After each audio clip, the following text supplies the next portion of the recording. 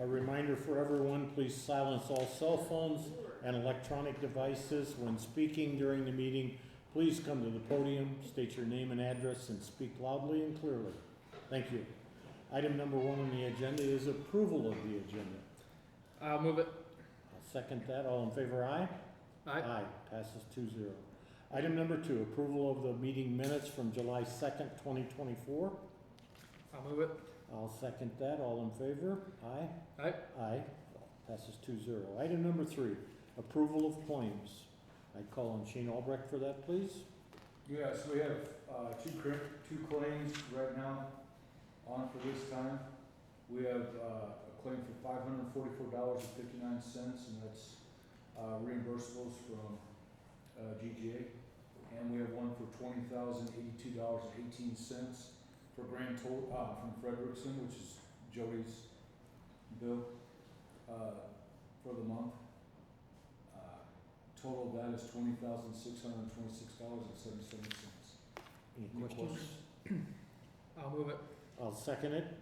All in favor, aye? Aye. Passes 2-0. Item number 4 on the agenda is financial report, and we'll call on Shane Albrecht to stand in for Dennis Butler, please. Sure. So you will see taxable bonds, our fund 4750, still has the same balance, nothing changed, $4,308,728.45. Our ARPA standard deduction still has $212,253.32. Our miscellaneous revenues, we had $12,569.49 in interest, offset by a monthly bill of $20,626 from Frederickson. So our starting balance was $448,131.73. Our ending balance is $440,074.43. Our justice maintenance fund got a little bit of interest this month, so it has an ending balance of $1,205,912.64. Any questions? No, I have none either. Very good. Item number 5 on the agenda is discussion on the LEC open house. Discussion there by the committee, and Shane, if you have any input, please. Yeah, so we, after our last meeting, we kind of distributed a list to some of the people. I don't know if we've had any different opinions. Judge, can I ask you to come to the front, please?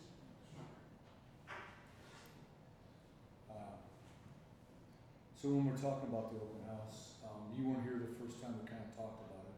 So we would like to have, of course, you out there, of course. We're going to set the plaque in that front thing to the team of you guys that all are going to be occupants of the building and the authority would set that plaque together. We've kind of had a list of distributed out. I'll get a copy to you as well. Just think if there's people you can think of that would be important to invite to this committee, to this open house, to be a part of that. Well, I would include former Chief Judge Dwayne Hoffmeyer, if he's not already on the list. And he is not. I think it's important because he was instrumental in the beginning stages of the development of the project, so I think it would be good to have him included. District associate judges will be out there on a daily basis. And we'll have a new one between, well, maybe by the time it opens in the state.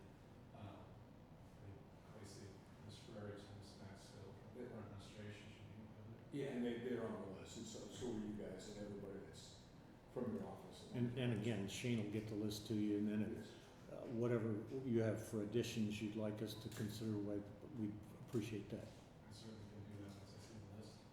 And right now, we're targeting after substantial completion and before occupancy, sometime in that window. Right now, between substantial completion and overall occupancy, we've got a 3 to 4 week time for getting everybody up to speed, getting IT out there. Kenny's got a ton of TVs hanging up, different things. So that's kind of our time frame. We haven't quite set that date yet, depending on when substantial completion is, but when we get that all figured out, that's what we need to do to get those invites out to everybody. And the more notice you can obviously give us, we can adjust our schedules to make sure you can attend. That would be helpful. Now, we will have at least a 30-day notice of when that's going to be. Right. Thank you. Thank you. Open it up to anybody else, that's just what I had, cause Yeah, I got your invite list email last week, and it's great. Thanks for throwing like Thompson and Suter and those guys on there. Looking through it, I can't really think of anybody else as far as, you know, who would like to invite. I know like a lot of the mayors have expressed interest, so I think that, you know, they're already on the list, that was good. Yeah, I'm good. All right, we'll keep looking at that as time goes on, and thank you, everyone. Item number 6, update on the 28th Street project. Shane Albrecht, please. yeah, I brought this up because, Mr. Moore had asked questions. There was a email that was sent to Heather that got forwarded to Kenny, that got forwarded to us about a weed issue along 28th Street. So I just wanted to bring it to everybody's attention. 28th Street, was given back to the city, you know, per our 28E. Kitty, you wanna come up for this? So there was a complaint, about the weeds on 28th Street. So I just kinda wanted to give everybody an update on the 28th Street project. The 28th Street project is done, it's paid for, so it would've, I don't know that it's actually, ownership was reverted back to the city yet, but it should be in that process, right? So, yeah, the way the 28U, the county and the city reads, is if, or in the event the county does not give the city official notice in writing that they're turning that street over to them, the way the wording is, it basically is assumed if the project is complete, that it's turned over. Sure. In my opinion, yes, the project's totally complete and it's turned over. We did address the weed complaint, for the city for the county portion of the street, which is the right-of-way area, and we mowed the weeds in those areas, to comply with that notice we received. So I would say the rest of the portion that's not complete would be city's responsibility. Thanks for that, yeah. Very good. Anyway, there have just been a bunch of comments, and again, Dan had asked questions about it, so I wanted to make sure it was part of the public record. No, thanks for that. Okay. Thanks for getting 7. after that, Kenny. Item number 7 on the agenda is information and update on the LEC project, and again, I call on Shane Albrecht, please. Yeah, so since our last meeting, we've had a lot of, I'd say, good things, and Kevin, I'd like to have you come up, please. We pointed out at the last thing that we were still in the process of figuring out, what the impact on the project on the seismic bracing is. We still have not completely, figured out all the impact on the project, but I will give you an update on some good news. Prairie Fire had, a week ago Monday, 11 people on site. They worked from 6 a.m. To 9 to 10 p.m. at night. They added 3 or 4 more people later on in the week. They worked to finish what they feel is complete, basically on Saturday with their large crew. They still have a smaller crew out there, correcting some things. We did a walk yesterday, pointing out some areas where the bracing was missing. Some of it was lacking. Some of it needs some repainting. So we'll be working with Hausman in a meeting tomorrow to figure out a schedule and a time frame. But as far as the seismic bracing is concerned, Prairie Fire sent a lot of people here working a lot of hours to try to get a lot of those 292 locations resolved. Yeah, I think the impact is going to minimize just the amount of people that go out there and the hours they put in, correcting this and getting it taken care of. So as we walked yesterday, we found a few locations that need addressed, but other than that, the majority of it is installed. So. As you will see later on in my update, the authority's update to everybody, PR 50R was released a week ago Tuesday, so today I think it's the 15th, so it was released about the 8th. So 50R is for the sound issues in secondary control. We issued CCD 16 that time as well. So for the sound issues right now, we've got the return air is going to have basically insulation coming down in it. I think it's 39 to 42 inches, and the supplier is also going to have the same thing.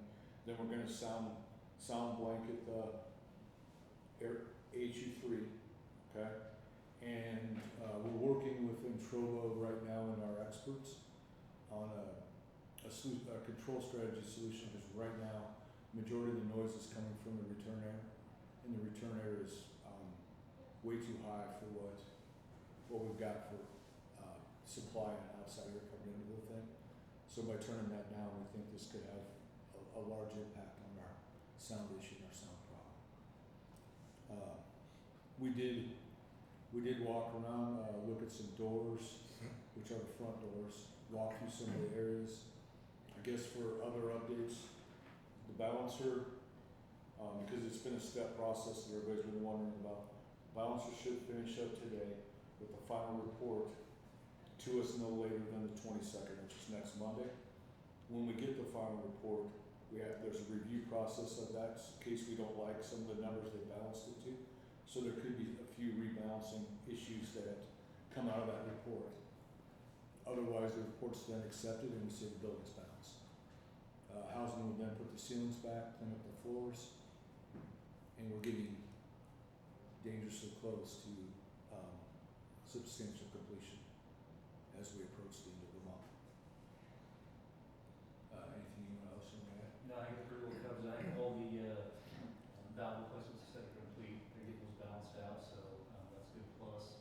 Just gotta get some of these fine-tune things and get some of those issues addressed, and I think we're in good shape.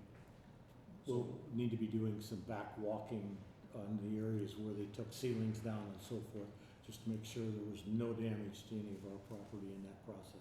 So right now, sound lighting is as a wrap that goes around the ductwork that adds a sound to that wrap. It's different than just the wrap. Sound lighting needs to be completed master control. That submittal just got approved yesterday. Yeah, Monday, yeah. They had scaffolding up there, ceilings fell apart, they're ready to go after that, so So- that shouldn't take too long. Material was about a week out, and then a few days to take it, and then they got to take the scaffold down, put the ceiling back. So that's one of the few question marks that we have for when that exact date's going to be, depending on when that material gets there, when they can get it accomplished, get the ceiling down, get it cleaned up, and get the room put back so we can use it.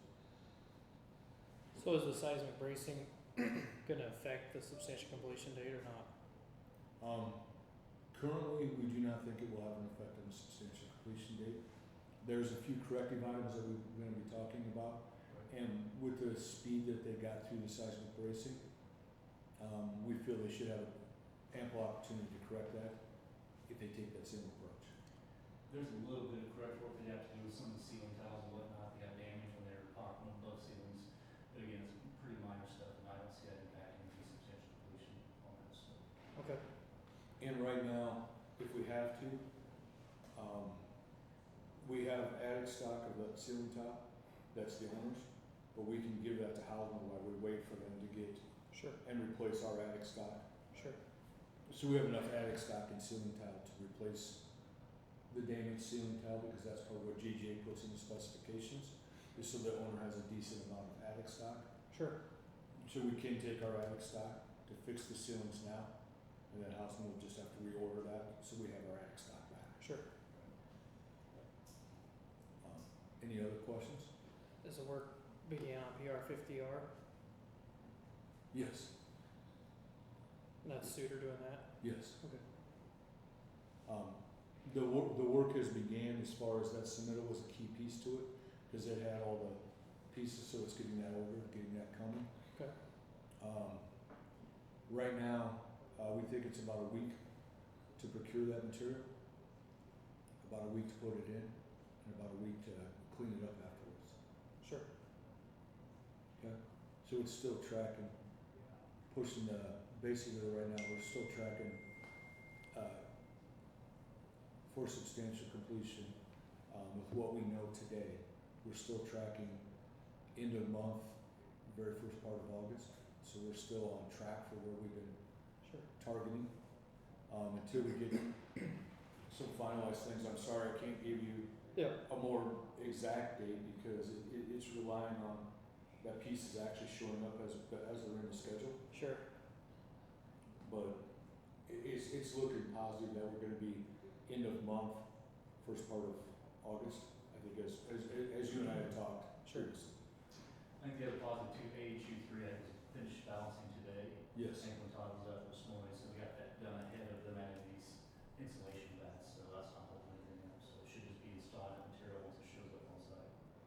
So Suiters had other projects that they've had to work on. Have they said what kind of manpower they'll be able to commit to see the Suter has start to done, finish line? so we have, right now, and have had for the longest time, we have at least 2 to 6 people from Suter on site every day. Sure. I mean, they're running around, there was 2 of them running around just helping make sure they were cleaning up odds and ends things, getting stuff done.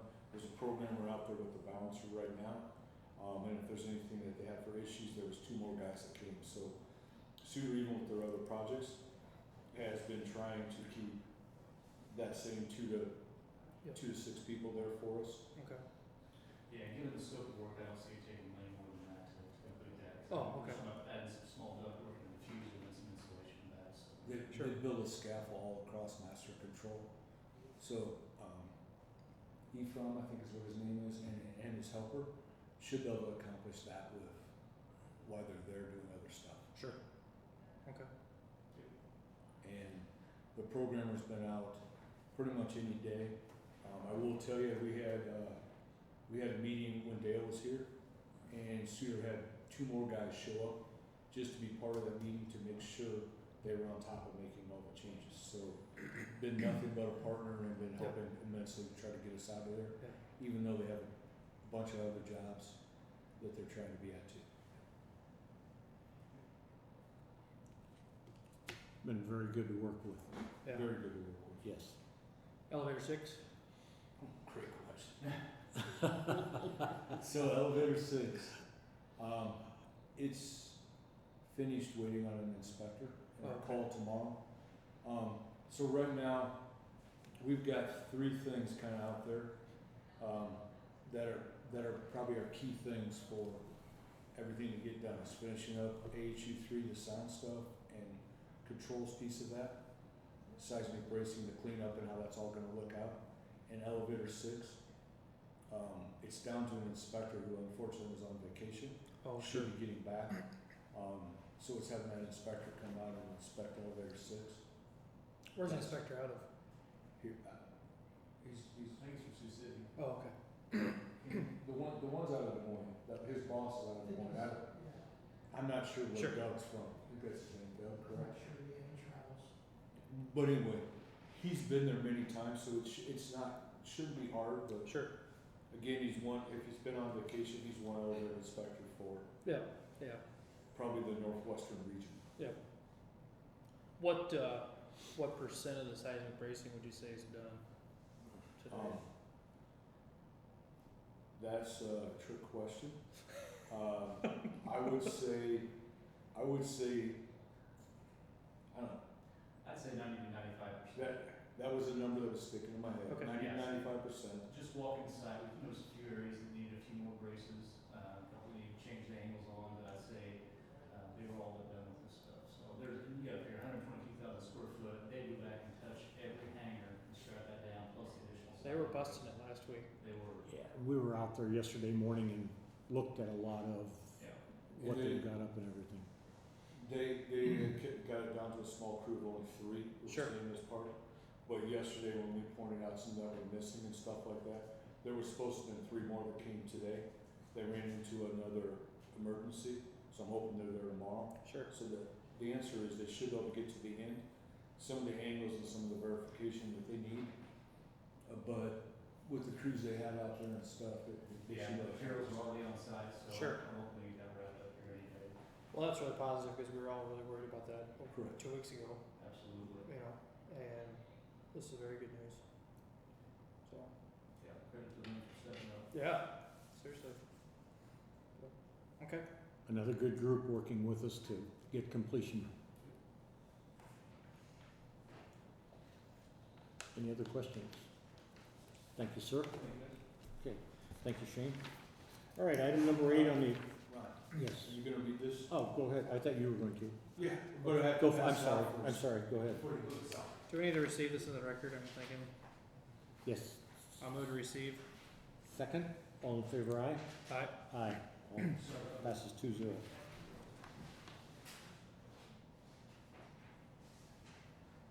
Just keep, who else wants? Going once. All right, we'll have Shane Albrecht read the press release, please. The authority's focus continues to be working with Houseman Construction and Goldberg Group on the completion of the project. PR 49 was issued Wednesday, May 15, 2024. PR 49R was issued Friday, May 17, 2024.